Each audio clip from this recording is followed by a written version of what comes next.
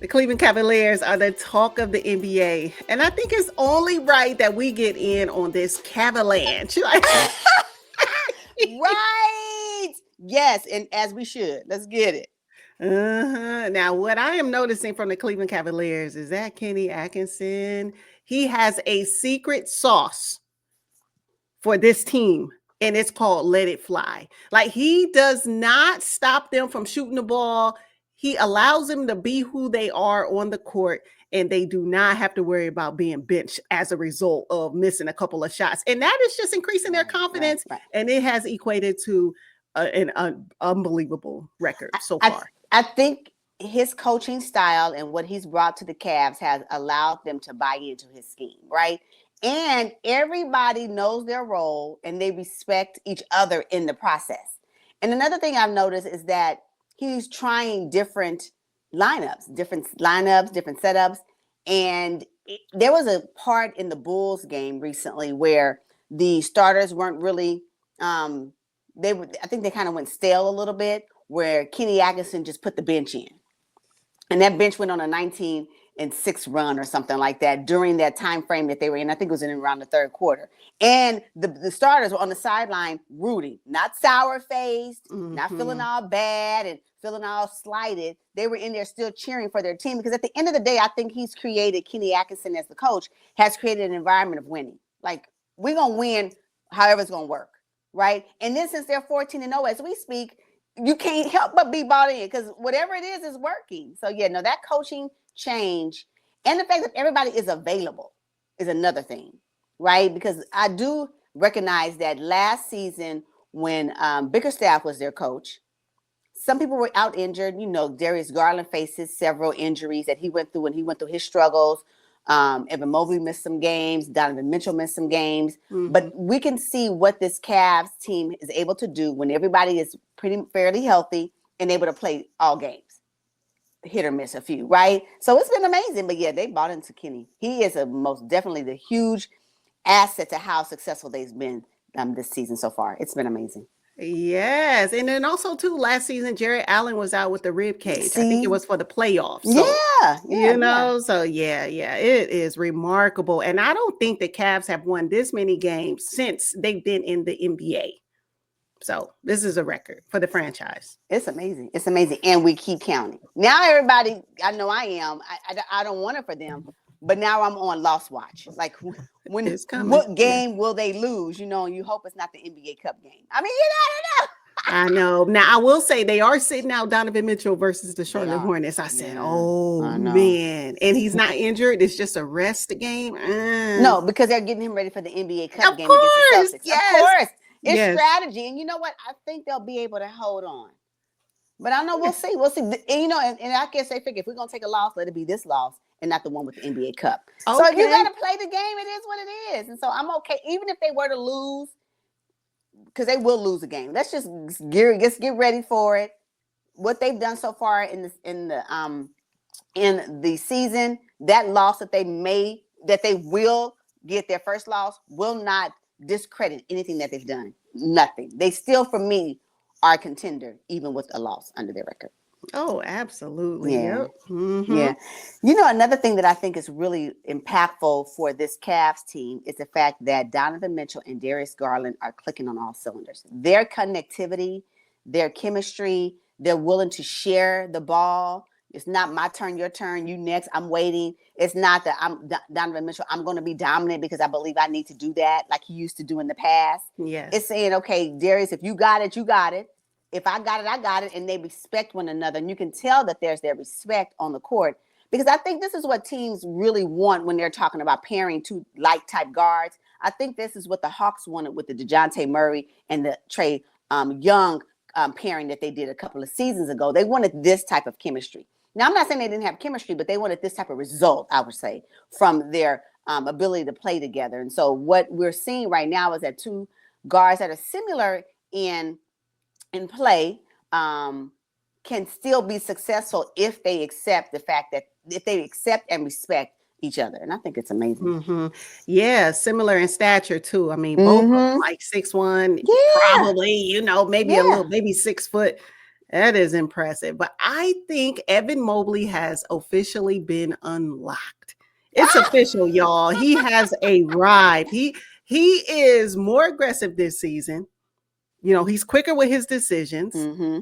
I think he's really bouncy, you know, and he's figured out how to work down in the paint with Jared Allen, somebody who, again, same stature, you know. It's crazy though. The Twin Towers are doing really well on defense this season, and it's pretty good because, you know, that offense is really clicking. And usually sometimes you get one or the other, but in this case, Kenny Atkinson has allowed them to be really good on both sides of the ball. I believe they're top 10 defense, top 10 offensive rating, and top 10 in pace, right? Top 10 in pace. They get so many possessions, and that's why we're seeing Darius Garland, Donovan Mitchell really work well together in the backcourt. So, yeah. Yeah, their offense is spectacular. You know what's something I also read? It's funny. Kenny Atkinson, the coach, he has actually worked with Karis LeVert, Jared Allen, and Ty Jerome.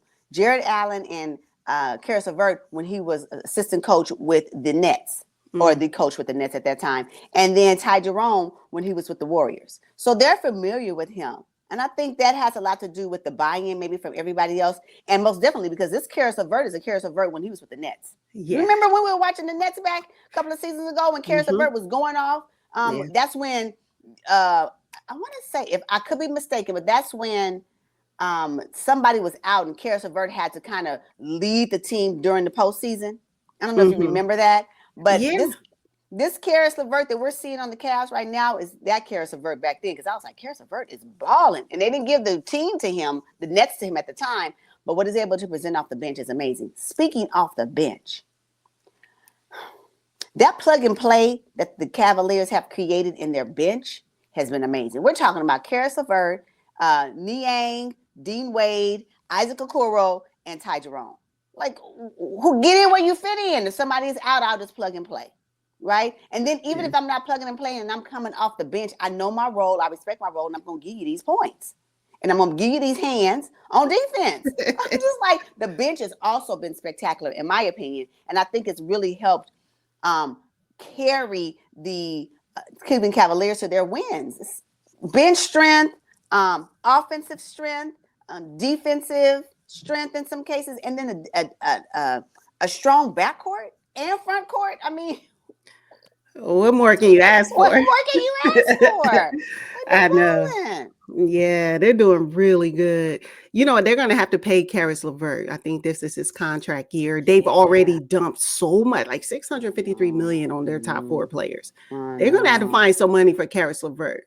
Because I think they say he's making like $14-15 million this season. Come on now. He's not going to settle for that next season. They're going to have to pay him $30 million. So go ahead and back up the Brinks truck for Karis LeVert. Go ahead and tap into that second apron. Go ahead and tap into it. You're going to have to if you want to keep Karis LeVert. See, this is what happens. Mess around and you'll be like the Nuggets. Right. Right? When they had to, you know, off-put Bruce Brown. Mess around and then you'll be looking the next few seasons like, what happened to our team? Well, you got rid of the players that helped you get your championship, or at least close to it. And I hope they don't do Karis LeVert that way, because whatever this group is, it's so much fun to watch. I mean, 14-0 as we speak and counting. What? Yeah, you know, when they do lose, and the Cavs, we talked about it. We're on loss watch. We're on loss watch. You know what, though? I was listening to something, and one of the this guy, he had concerns. He was on board with the Cavs and their wins, but he also kind of mentioned their strength of schedule. Do you think that their winning streak has a lot to do with this? Perhaps it depends on how you see it. This easy strength of schedule at the top of the season. Yes, and we talked about that early before the season started. Their first 10 games was just like, what? This is a joke. It gave them a nice boost to the season. However, they did beat a couple of good teams, though. Let's not overlook that. But I do believe their schedule has been easy up until this point. Fairly easy. If you can reap the benefits of that and really perfect your game during the process, then why can't they? Why not? A win is a win. They didn't ask for the schedule. It was given to them, right? Yeah. So I think the true test of their success, success is wrong. The true test of their stability, right? And if they really have the right things going, will be when they play their NBA Cup game against the Celtics. I think that will be the one because they're 1-2 when we're talking about top of the East. So, Yeah. And that's gonna be a good game. It is. Can't wait to see it. I just wish the Celtics were completely healthy. You know, we could get a really good gauge on how the Cavs really stack up against the Boston Celtics, defending champions, right? Yeah. Okay. So let's look at the next 5 games. We talked about strength of schedule. How do the next 5 games look for the Cleveland Cavaliers? Cakewalk, except for one, I think. Pelicans are hobbled. I mean, so they play the Celtics in their second NBA Cup game. This could potentially have them be 2-0 or 1-1. You call it. We'll see when it happens. Pelicans. I mean, although they're playing okay, they're broken, right? And so they need to. The Pelicans, that should be a cakewalk. Raptors, they should win that. Based on how they're playing, they should get the Raptors. The Hawks back. The Hawks 2 games though, I do wonder because Hawks right now they're 2-0 in the Cup.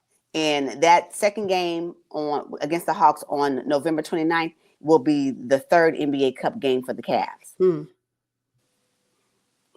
So NBA Cup games are like, you know, it's not just about the win, it's about the point differential. The point differential. And so teams are racking up these points on these NBA Cup games because that could be the determining factor whether or not you a wild card or not, you know. So I don't know. So I right now have them 4-1. I am questioning that they will have 1 loss in this particular next 5 games. My concern is that it could be against the Celtics. If not the Celtics, at least one of the Hawks games. And I think that Hawks games, that NBA Cup Hawks game, may be the one. I think it's going to happen. I foresee 1 loss during this stretch. How about you? Okay. I have them going 5-0. I think the winning streak continues. You think so? Yeah, I think it continues until December 1st when they play the Celtics again. Okay. Mm-hmm. I don't know about that. You know, and I thought about this game, this NBA Cup game, the Cavs second game. And when I look at it, the Celtics would have had 2 days of rest. Their last game was on November 15th, the Celtics. So this will be their next game after that. And then the Cavs only have 1 because they're going to be playing on the 17th. I think today's the 17th as we speak. And then their next game will be on the 19th with the Celtics. So I don't know if the additional rest days that the Celtics will have will give them a leg up. So we'll see. However, they are resting Donovan Mitchell, the Cavs. So that's probably real strategic. Oh yeah, a little gamesmanship going on right now. Absolutely. But again, it's not only about how you play, you know, it's about how you play on the court, but it's also how you play with the numbers, right? I know, come on, it has to be. So there has to be something said about rest days in between. And yeah, they'll both teams, the Celtics will have fresher legs because they would have had 2 rest days. And then the Cavs will have had 1 rest day, which will be then Monday. So we'll see. Yeah, and they're traveling to Boston. And they're traveling as well. Yeah. So although Donovan Mitchell is not sick, the fact that they've rested him, I get it. Good move. Good move. Good move back off front office. Yeah, absolutely. Yep.